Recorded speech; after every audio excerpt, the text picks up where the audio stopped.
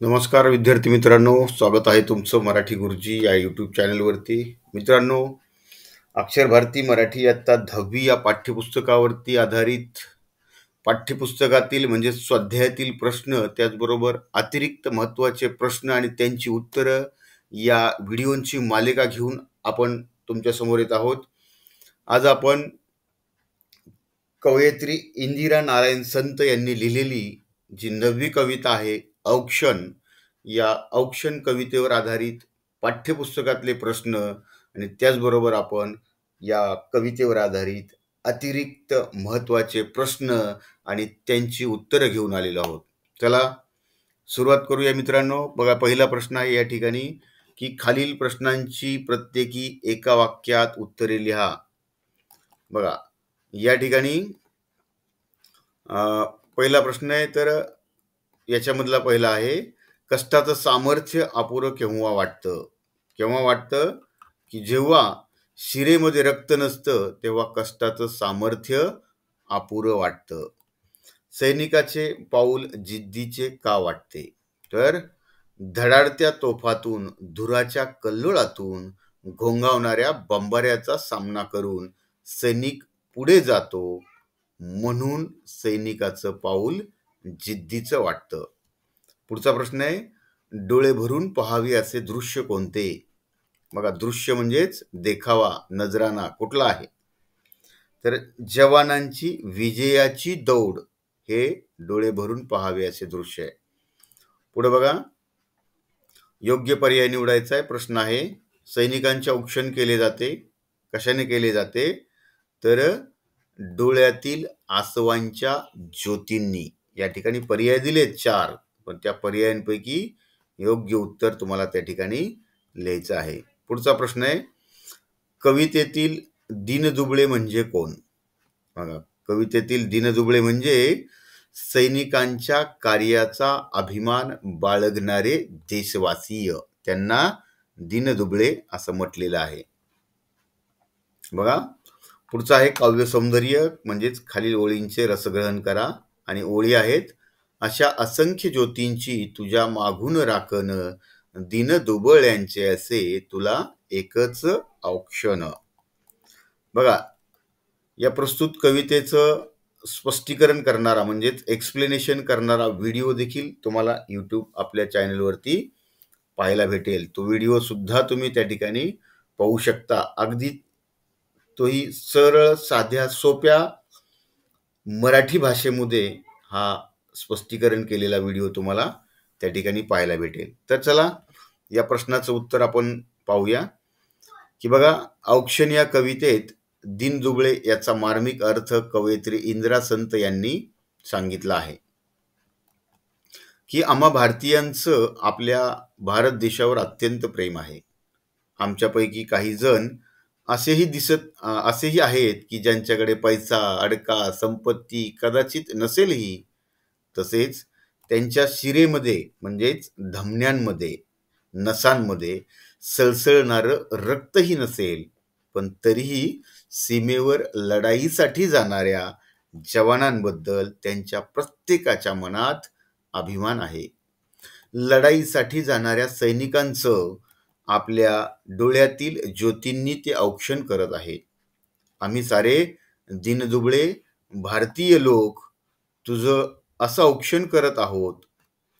येथे दीनदुबळे म्हणजे कमजोर किंवा पैसे नसलेले गरीब असा अर्थ नसून, दीनदुबळे म्हणजे ज्यांच्यामध्ये सैनिकासारखं सामर्थ्य नाही. सामर्थ्य म्हणजे शक्ती, ताकद, बल हे नाही, तर रक्तामध्ये उमेद नाही, पण सैनिकांच्या कार्याचा अभिमान आहे अशी जनता, असा अर्थ कवयित्रीला या ठिकाणी अभिप्रेत आहे. पुढचा प्रश्न आहे मित्रांनो, सैनिक देशाच्या सीमेवर तैनात असतो म्हणून आपण सुरक्षित राहतो, या विधानातील भाव तुमच्या शब्दांमध्ये स्पष्ट करा. अशा प्रकारांचा स्वमतावरती आधारित प्रश्न आपल्याला विचारला जातो. उत्तर पहा, की देशाच्या सीमेचं रक्षण करणारा सैनिक नेहमीच देशासाठी भूषणास्पद असतो. त्याच्या देश रक्षणाच्या कर्तव्यामुळे देशातील नागरिक सुखाची झोप घेऊ शकतात. अन्यथा परकीय आक्रमण, लढाई या संकटामुळे आपली सुरक्षितता धोक्यात आली असती. ऊन, पाऊस, थंडी याला सामोरं जाऊन देशरक्षण हेच त्याचं ध्येय असतं. जीवावर उदार होऊन ते सीमेवर न डगमगता उभे असतात. त्यांचं कुटुंब, मुले-बाळे यांना ते महिनोमहिने भेटत नाहीत. देशरक्षणाच्या कर्तव्यासाठी आप्त स्वकीयांनाही त्यांना भेटता येत नाही. खाजगी आयुष्याचा, सुखाचा संपूर्ण त्याग करून केवळ सीमेवर हे जवान देश रक्षणासाठी सज्ज असतात. म्हणून आहे ना, आपण त्या ठिकाणी सुखाने राहू शकतो, सुखाने झोपू शकतो, ऐशोआरामात जगू शकतो. पुढचा प्रश्न आहे मित्रांनो बघा. कवितेच्या संदर्भात दीनदुबळे यांचा कवयित्रीला अभिप्रेत असलेला अर्थ स्पष्ट करा. तर असा प्रश्न, याचं उत्तर वरती एका छोट्या प्रश्नामध्ये तुम्हाला सांगितलेलं होतं. तर या प्रस्तुत ही जी PDF फाईल आहे, ही PDF फाईल तुम्हाला डिस्क्रिप्शन बॉक्समधून डाउनलोड करता येते. काही शंका असेल कमेंट करून निश्चित कळवा. पुढचा प्रश्न बघा. देशसेवा हीच ईश्वर सेवा, अशा प्रकारचे मित्रांनो निश्चित प्रश्न असतात. बघा, असे समजून कार्य करणाऱ्या सैनिकांसाठी तुम्हाला काय करावेसे वाटते? स्वमतावरती आधारित प्रश्न आहे. म्हणजे इथं विद्यार्थ्यांच्या वैचारिक क्षमतेला वाव दिलेला असतो, त्यांचं मत जाणून घेण्याचा प्रयत्न केलेला असतो. तर अशा प्रकारे उत्तर लिहायचं. तर मी या ठिकाणी उदाहरणादाखल तुम्हाला दाखवतोय. तुम्ही आपल्या वाक्यरचनेमध्ये बदल करून आपलं मत किंवा विचार त्या ठिकाणी मांडू शकता. बघा, देश हाच देव समजून सैनिक देशाची सेवा करीत असतात. त्यांचं हे काम अतुलनीय आहे. अनेक महिने ते आपले घरदार, कुटुंब सोडून सीमेवर लढत असतात. ऊन, थंडी, पावसाची तमा न बाळगता ते देशासाठी प्राण अर्पण करायला तयार होतात. आणि अशा वेळेस आम्ही त्यांच्या या गुणांचं कौतुक भेट कार्ड देऊन करू शकतो. 15 ऑगस्ट या स्वातंत्र्य दिनी त्यांना शुभेच्छा कार्ड पाठवू शकतो. रक्षाबंधनाच्या दिवशी त्यांना राखी पाठवू शकतो. मकर संक्रांतीला सीमेवरच्या जवानांसाठी तिळगुळ पाठवून स्नेह प्रदर्शित करू शकतो. आणि त्यांच्या शहरातील वा गावातील कुटुंबाकडे स्थळ भेट देऊन त्यांच्या कुटुंबाची खुशाली विचारू शकतो. त्यांच्याशी प्रेमाचं अतूट नातं जोडू शकतो. तर मित्रांनो, हे झाले स्वाध्यायातील प्रश्न आणि त्यांची उत्तरं. आता आपण प्रस्तुत कवितेवर आधारित ॲडिशनल म्हणजे अतिरिक्त काही महत्त्वाचे प्रश्न आणि त्यांची उत्तरं. मित्रांनो, चॅनलला आणखीन सबस्क्राईब केलं नसेल तर कृपया चॅनलला सबस्क्राईब द्या. सबस्क्राईब करा, कमेंट करा आणि लाईक करा आणि व्हिडिओ जास्तीत जास्त आपल्या मित्रांकडे शेअर करा. कारण मित्रांनो, अशा प्रकारचे व्हिडिओ आपण फक्त मराठी भाषेमध्ये या ठिकाणी सादर करीत आहोत. कारण बाकीचे व्हिडिओ बरेचसे तुम्ही पाहता की हिंदीमध्ये त्याचं स्पष्टीकरण करतात आणि मग आपल्याला परीक्षामध्ये ते लिहायला अडचणी येते.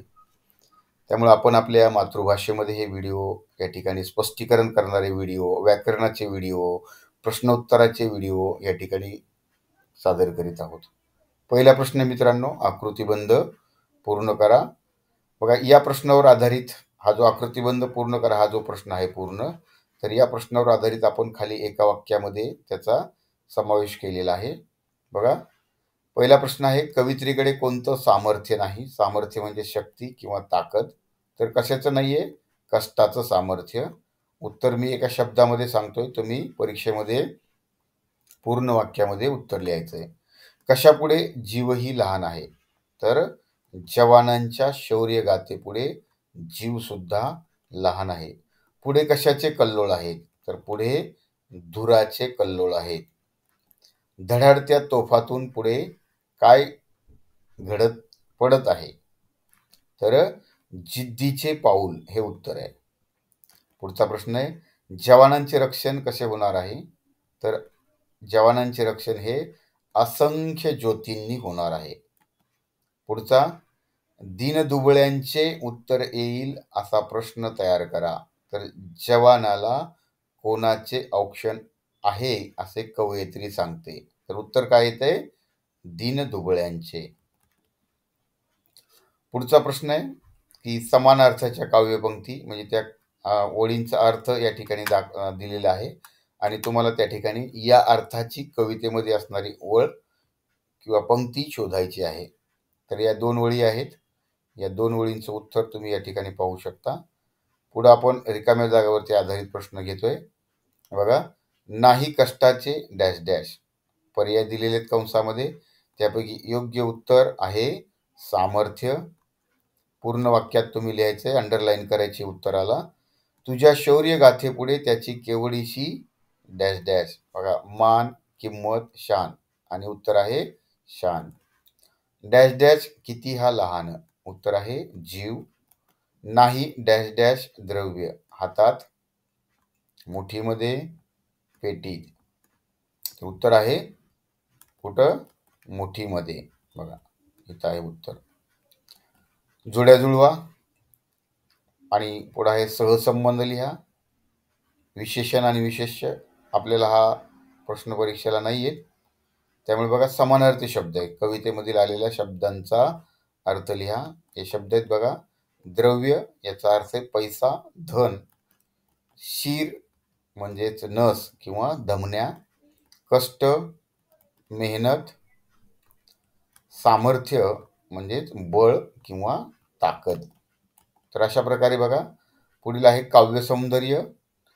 जीव ओवाळावा तरी जीव किती हा लहान, तुझ्या शौर्य गाते पुढे त्याची केवढीशी शान. या ओळींमधलं आशय सौंदर्य स्पष्ट करायचंय.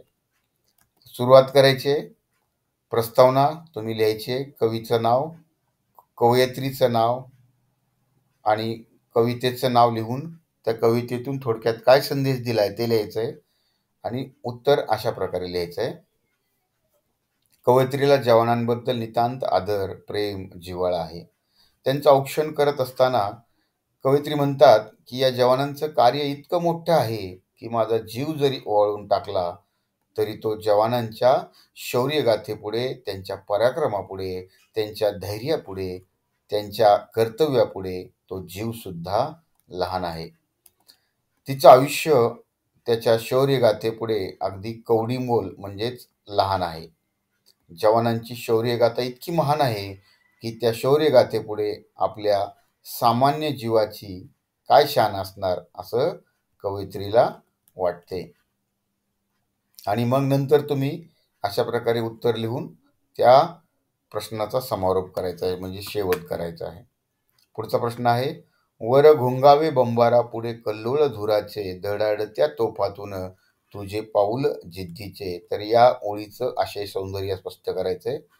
उत्तर या ठिकाणी आहे मित्रांनो. बघा तुम्ही, है ना, या PDF फाईलची लिंक मी डिस्क्रिप्शन बॉक्समध्ये दिलेली आहे. त्या ठिकाणाहून तुम्ही डाउनलोड करू शकता. पुढे बघा, तुझी विजयाची दौड डोळे भरून पहावी, डोळ्यातील आसवांची ज्योत ज्योत पाजळावी.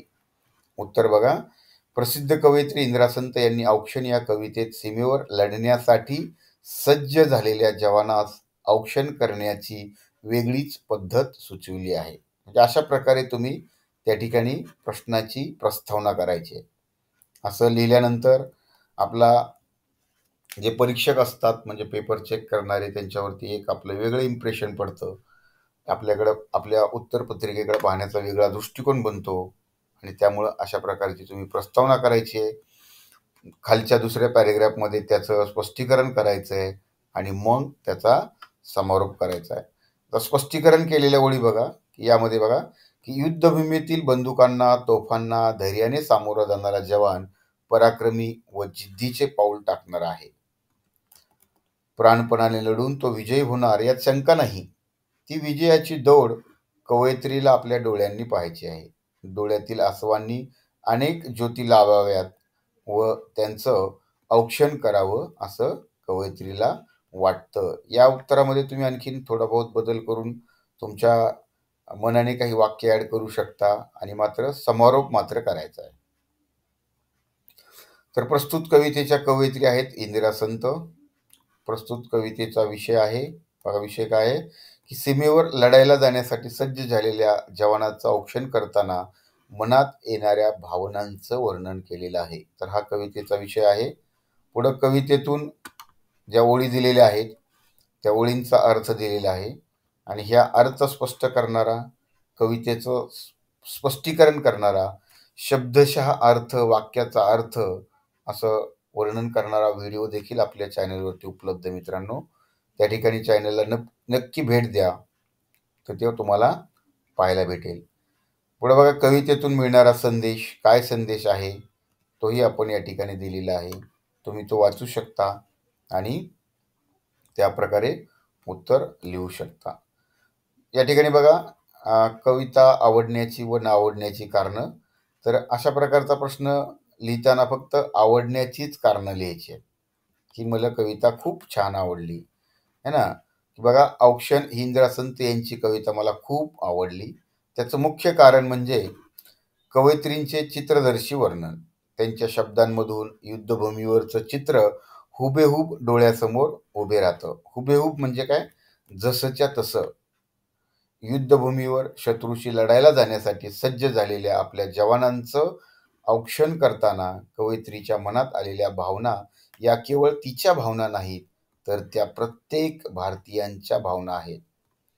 डोळ्यातील आसवे, असंख्य ज्योती अशा प्रतिमा वापरून अपेक्षित परिणाम त्यांनी साधलेला आहे. तर मित्रांनो, कवितेमध्ये आलेले हे काही प्रश्न आहेत, काही शब्द आहेत. तर त्या शब्दांचे समानार्थी शब्द बघा. जीव, प्राण, विजय, जीत किंवा यश, दौड, धाव, डोळे, नयन. तर परत स्वाध्याय कृतीमधला हा शेवटचा प्रश्न आहे. अशा प्रकारे आपण ह्या प्रश्नांची उत्तरं वरती दिलेलीच आहेत. स्वाध्यायामधले हे प्रश्न आहेत. अशा प्रकारे मित्रांनो व्हिडिओ या ठिकाणी संपत आहोत. लवकरच पुन्हा आपण पुढच्या व्हिडिओमध्ये भेटणार आहोत. मित्रांनो, चॅनलला सबस्क्राईब केलं नसेल तर कृपया सबस्क्राईब करा आणि कमेंट करून निश्चित कळवा व्हिडिओ कसा वाटला. धन्यवाद.